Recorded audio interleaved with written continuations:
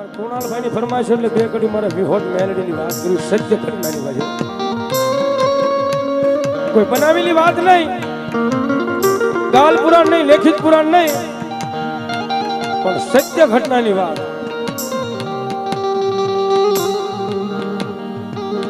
રાતના 3 વાગ્યાનો સમય થયો છે. ખાલી થોડી વાર વાતમાં ધ્યાન દેજો, મજા આવશે. એ પાકું છે, કારણ કે 21મી સદી છે, કેજ્યુટ જમાનો છે. બધા હીરિયા લાસોડીની વાત કરું તો તમને મગજમાં ન આવે.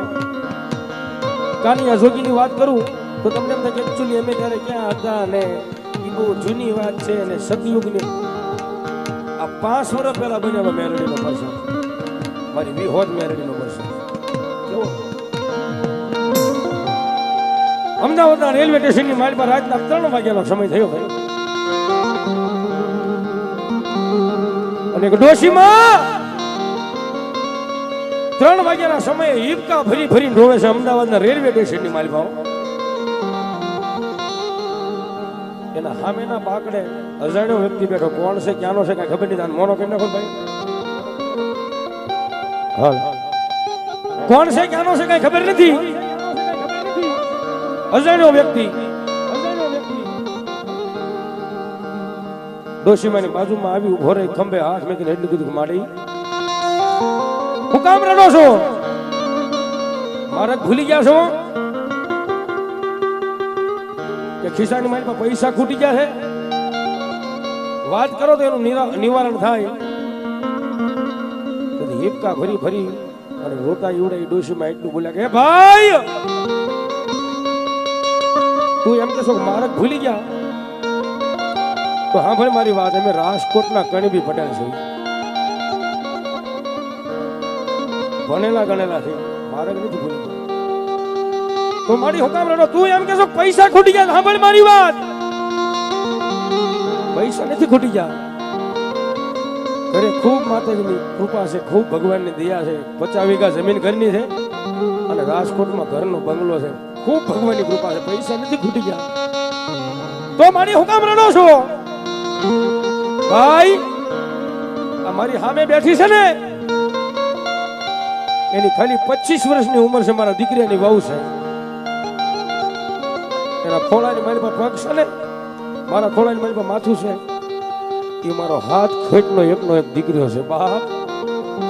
એટલે હમણાં બપોર પછી ના ટાણે અમદાવાદની સિવિલ હોસ્પિટલની મારી પાછી નાકમાં નળી છે.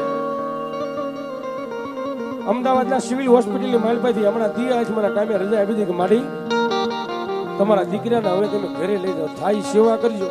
કારણ કે જે કાંઈ આમાં અમારી કાર્ય કરવાની હતી બધી અમે કરી નાખી. હવે આમાં અમારી કાર્ય કાંઈ ફાવે એમ છે નહીં. હવે ઘરે લઈ જાઓ, થાય સેવા કરજો. તમારા દીકરાને કેન્સર 4થા સ્ટેજમાં હોઈ ગયું છે. ભાઈ બહુ નાનો હતો ને મારો દીકરો ત્યારે એનો બાપ ગામતરું કરી ગયો. એનો બાપ છે નહીં કે તમારી હારે કોઈ ના, અમારી હારે કોઈ નથી. હારે ક્યારે કોઈ ન હોય, તમને ખબર છે? એક તમારા ખિસ્સાની માલિકમાં પૈસા ખૂટી જાય ત્યારે તમારે હારે કોઈ ન હોય. કડવું છે પણ સત્ય છે. ભાઈ કરતા વધારે વાલા છે ને ભાઈ બંધ બનાવીને રાખ્યા હોય ને, એ એને ખબર પડી જાય કે એની પાસે બેંક બેલેન્સ ખલાસ થઈ ગયું છે, ખાતામાં છે નહીં, એટલે એ તમારે પાસે વૈયા જાય. અને બીજા એક જયારે તમારા પૈંડમાં કાંઈક એવો રોગ આવ્યો હોય ને ત્યારે બધા તમારાથી આગા ભાગે. વિશીની વેદના ભુવાજી છે ને કવડે એને ખબર હોય કે કેટલો સડે ને કેટલો ઉતરે. પાટાનો બાંધનાર પીડા ન જાણે તો છે ને ગુમડું છું એને ખબર હોય કેટલું પીડા થાય. આ વાત કરું ને તો અમુક માણસોને માથેથી વાત હોય, પણ જેના ઘરમાં કેન્સર રેખો રોગ આવ્યો હોય એને ખબર હોય. તમારા ખાવાના વાસણ અલગ હોય, તમારા પાણી પીવાના માટલા અલગ હોય. તમારા ભાઈ કરતા વધારે વાલા રાખ્યા હોય, ભાઈ બંધ તમારી ખબર પૂછવા આવે તો મોઢા આડા રૂમાલ રાખીને આવે. શું કામ? એને રોગ નો લાગ્યો. એ ભાઈ મને મારા દીકરીને સામે જોઈને રોણું નથી આવતું, પણ આ 25 વર્ષની ઉંમર છે મારા દીકરીની વહુ છે ને, એની સામે જોઈ મને રોણું આવે છે કે મારો દીકરો મારા રામને ગમ્યું ખરું, મારો દીકરો મારા હાથમાં આવે નથી. ડોક્ટર સાહેબ છે ભગવાનનું સ્વરૂપ છે. ડોક્ટર સાહેબે એમ કીધું છે કે તમારો દીકરો થોડાક દિવસ કાઢશે, બહુ વધારે લાંબુ જીવશે નહીં. મને મારા દીકરાની વહુને સામે જોઈ અને રોણું આવે છે કે હવે એનું શું થાય બાપ, મને એનું રોણું આવે છે. ખંભે આપણે મુશ્કેલીમાં હોય ને કોઈ ખંભે હાથ મેકીને એમ કે ભલામણા મૂંઝાતો નહીં હું બેઠો છું, તો એને પછી રોવાની મજા અલગ આવે પાછી. ભાઈ કોઈ કુટુંબ પરિવારનો સાથ નથી, કોઈ હારે આવવામાં રાજી નથી. દવાખાને રિપોર્ટ કરાવવા આવી અમારે હારે આવવામાં કોઈ રાજી નથી બાપા. તેથી અજાણ્યો વ્યક્તિ કોણ છે ક્યાંનો છે કઈ ખબર નથી. અને તેથી અમદાવાદના રેલવે સ્ટેશનની માઇલ પર એટલું બોલ્યો કે માંડી તમારા દીકરાનું કેન્સર ચોથા તેજમાં વહી ગયું. તો કે હા બાપા, તમારા દીકરાને ચોથા તેજમાં કેન્સર વહી ગયું, એમાં મૂંઝાવાનું ન હોય. હા હા હા ભાઈ, આ 6 મહિનાથી મોઢેથી અનાજ લીધું નથી અને ડોક્ટર સાહેબ એમ કહે છે કે તમારો દીકરો થોડોક સમય જીવશે, તમે એમ કહો મૂંઝાવાનું નથી. કાંઈક એવી દવા હોય તો અમને સીધો ને, કાંઈક એવા ડોક્ટર હોય તો અમને સીધો ને. ભલે મારી જમીન વેચાઈ જાય રાજકોટમાં, ભલે મારું ઘરનું પોતાનું મકાન વેચાઈ જાય, તમે બધું વેચી દેવું, મારો હાથ કોઈકનો એકનો એક દીકરો પૂછી જાય બાપ. કાંઈક એવી દવા હોય તો અમને સીધો ને. આ વાત કરું તો મારું હૃદય ભરાઈ જાય, કારણ કે સત્ય ઘટનાની વાત, બનાવેલી વાત નહીં, રાજકોટના કણબી પટેલની વાત. અને આ વાત કોઈને મગજમાં ન ઉતરે તો નામ નંબર સાથેની વાત છે. કોઈ નો કરે એવું મેલડી કરે ને કોઈ નો આપે ને એવું પછી વિહોત કરાવું મારો બાબો. ભાઈ તમે કેમ એમ કહો છો કે મૂંઝાવણ નો ડોક્ટર હોય તો અમને સીધો ને, દવા હોય તો અમને સીધો ને. મળી કોઈ ડોક્ટર નથી, કોઈ દવા નથી, પણ ભાવનગર જિલ્લો છે, સિહોર તાલુકો છે, હરી અને હખોદરના ઓકળાના કાંઠે મારી વિહોત મેલડી બેઠી છે બાપો. એ કદાચ એના નામની એકાદી બાધા રાખો ને, જો તમારા દીકરાને કમોતે મરવા દે મારી રામપુરના ભૂરિયા વટલા વાળી વિહોત મેલડી ન હોય. ટૂંકમાં કહે તો ગાડી આવી ગઈ એટલે હા હું હોઉં ને દર્દી ત્રણે ગાડીમાં બેહીને નીકળી ગયા નથી. ડોશીમાએ મગજમાંથી વાત કાઢી નાખી, પણ જે યુવાન સ્ત્રી હતી જેની 25 વર્ષની ઉંમર હો, એના લગ્ન થયા અને ખાલી 2 જ વર્ષ થયા, યુવાન સ્ત્રીએ હૃદયની માલિકા મારી વિહોતના નામની ગાંઠ મારી દીધી હો. એ મારી વિહોત મેલડી, મારી તારો શિહોર મેં ભાળ્યું નથી, તારું રામપુરા ભાળ્યું નથી. તને મારી કેમ પૂંજાય, તને કેમ ભજાય, તને કેમ મનાવાય એ મને ખબર નથી, પણ મારી મારા પતિના પ્રાણ બસાવી દે ને, મારા પતિના પ્રાણ બસાવી દે ને, તો મારી ઠેઠ રાજકોટ થી હું તારા રામપુરામાં હાલીને આવીને તારા સીમાડામાંથી મારી દડતી આવીશ માં. તારા સીમાડાની મારીમાંથી હું દડતી આવીશ, મારા પતિના પ્રાણ બસાવી દે. વાત કરું તો મારું હૃદય ભરાઈ જાય. જેમ વાયરમાં વીજળી દોડે ને, જેમ તારમાં પાવર હાલે ને, 1 દિવસ 2 દિવસ ને 3જો દિવસમાં હવારમાં 10 વાગ્યાનો સમય થયો. 6 મહિને જેને અનાજ મોઢે એટલું ઉતાર્યું નથી, જે નળીમાં પરવાઈ નાખે અને પેટમાં પડ્યું રહે, 10 વાગ્યાનો સમય થયો. પોતાના પત્નીને અવાજ કર્યો, સાંભળે છો, સાંભળે છો એમ કીધું એટલે પોતાની પત્ની ના સડાપ ડોટ મેલીને એના રૂમમાં અલગ રૂમ આપ્યો છે. ભાઈ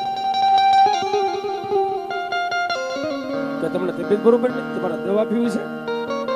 તેથી 6 મહિના પછી એની પત્નીએ પેલું એને મોઢેથી એવું સાંભળ્યું કે મને તબિયત બરોબર છે, મારે દવા નથી પીવી, પણ મને ભૂખ બહુ લાગી છે બાપ, મને થોડું ખાવા દે, મને ભૂખ બહુ લાગી છે. કે તમારે શું જમવું છે? મારે દૂધ ને ભાખરી જમવું છે. એક ભાખરી બનાવી, એક તાહળી દૂધ આપ્યું, એમાં જરીક ભાખરી ખાધી, મોઢે જરીક દૂધ પીધું, હોળી પાછો પોતાની પથારી મારી હોઈ જાય. બીજે દિવસે રાતે 9:30 વાગ્યાનું ટાણું થયું કે સાંભળે છો કે તમને તબિયત બરોબર નથી, તમારે દવા પીવી? કે મને તબિયત બરોબર છે, મારે દવા નથી પીવી, પણ મને ભૂખ બહુ લાગી, મને થોડું ખાવા દે બાબા. ભૂખ લાગે, ક્યારેક તરસ લાગે, ક્યારેક ભૂખ લાગે, ક્યારેક તરસ લાગે. 6 મહિનાનું ટાણું થયું, 6 મહિનાની માઇલ પર માણસ રાતડી રાયણ ટેકો થઈ ગયો બાપ. જાણે પોતે પંડમાં કાંઈ દરદ જ ન હોય. કાયમિક માટે બોલી કોઈ ન કરે ને એવું મેલડી કરે, કોઈ ન આપે ને એવું પાછું એમાં જીવ તો દાખલો લાય છે. મને મારો પ્રસંગ કેવો મને સહેજે શરમ નહીં લાગે. એક દીનો સમય હતો, નહોતા ને ગોવા ત્યારે ખિસ્સામાં 20 રૂપિયા માવાના નહોતા. સત્ય ઘટનાનો દાખલો. નહોતા ત્યારે કે 20 રૂપિયા માવાના નહોતા. જાણું કેમ ભૂલાઈ જાય. અને જે દીનો મેલડી મારું બાવડું ચાલ્યું, આ વિહોદ મેલડીની મેં પહેલી વેલી વાત કરી યુટ્યુબમાં મેકી. પછી ભારત દેશના 8 રાજ્યની માલિક મારું ડાક વગડાવ્યું. મારી બધી ગાડીઓની પાછળ લખેલું હોય કોર્ટ ઓફ મેલડી. અત્યારે ઠેઠા આફલે અડાડ્યા મારી મેલડી. ભરોસો હોય તો બધું થાય. એનું ભજન કરવું પડે, એને તાર બનાવવું પડે. 6 મહિનાની માલિકમાં માણસ રાત્રિ રાય દેખો થઈ ગયો, તારે પંડમાં કાંઈ દરદ જ ન હોય. પછી રાજકોટની માલિકમાં આરડી કોશિયા સાહેબનું દવાખાનું છે, કેન્સરના સર્જન રાજકોટમાં. એની હોસ્પિટલે જઈ અને બીજા રિપોર્ટ કરાવ્યા. સાહેબ જોવો તો રિપોર્ટ કરો તો રિપોર્ટ આવી ગયા. રિપોર્ટની માલિકમાંથી 4થા તેજનું કેન્સર ગાયબ થઈ ગયું. ના ના આમાં નહીં કાંઈ. પછી જે અમદાવાદના રિપોર્ટની ફાઇલનો ઢગલો હતો ને, એ સાહેબના દવાખાનામાં હોસ્પિટલમાં ટેબલમાં ધડ લેખનો ઘા કરી અને એટલું કીધું, સાહેબ જોવો તો હવે છે આ રિપોર્ટમાં કાંઈ. રાજકોટની માલિકા આરડી સાહેબ વિચારમાં પડી ગયા કે કઈ તમે દવા વાપરી, કઈ જડીબુટી વાપરી, આ અશક્ય છે. 4થા તેજમાં કેન્સર વહી જાય પછી કંટ્રોલ કરવું એ અશક્ય છે. માણસ મરે નહીં ચાલે, કેન્સર મટે નહીં. સાહેબ એવું બોલ્યા ને તેથી ગળગળી થઈ. અને એવડી યુવા સ્ત્રી છે એ રાજકોટની હોસ્પિટલની માલિકા ગળગળી થઈ, રોતી રોતી એટલું બોલી, હે સાહેબ કોઈ ડોક્ટર નથી, કોઈ જડીબુટી નથી, પણ ભાવનગર જિલ્લો છે, શિહોર તાલુકાનું છે, હર હખોદરીના કાંઠે મારી વિહોજ મેલડી બેઠી ને, આ અમારી મેલડી અમારી વિહોજ અમારો ડોક્ટર બની ગઈ બાપ. એક દિનો સમય હશે ને, ભાવ હાસો હોય ને તો તમારો ડોક્ટર બને માતાજી. ભાઈ એક દી અમારા શીતલબેન ને હોસ્પિટલની માલિક આહુડા પડ્યા છે ને કોરોનાની વેળામાં. હે આહુડા પડ્યા છે ને મારા શીતલબેન ને, તેથી પોતાના પીરની સામે નજર કરી,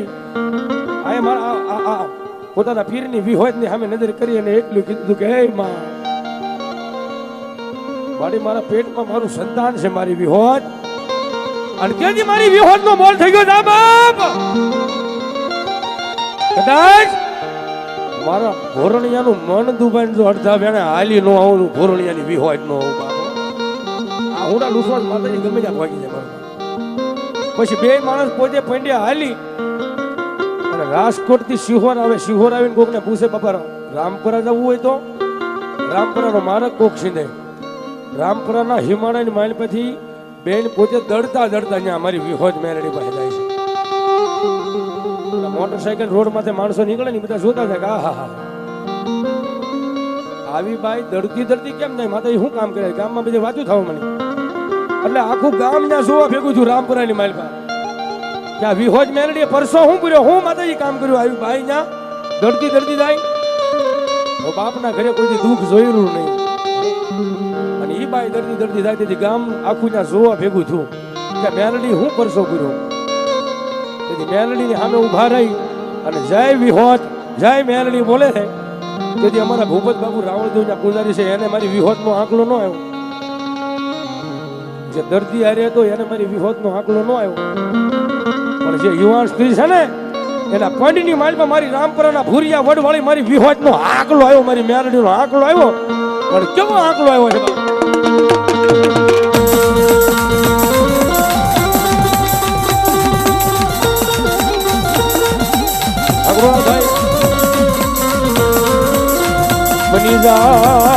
બની જાય દવાખાનાની માલિક મારો ડોક્ટર બને.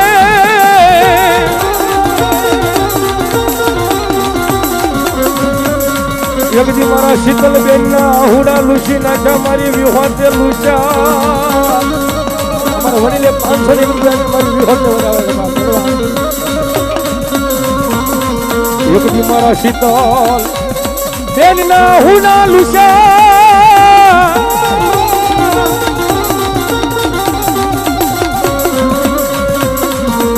એકદી મારા કુણાલ ભાઈના મોળા હાથે મારી વિહોદી એકદી હાલી આવી દવાખાનાના પગથિયા સડી ગઈ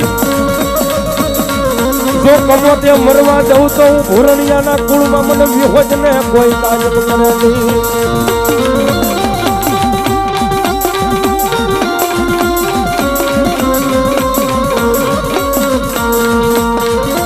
બતાવો એ મને દુખિયા બતાવો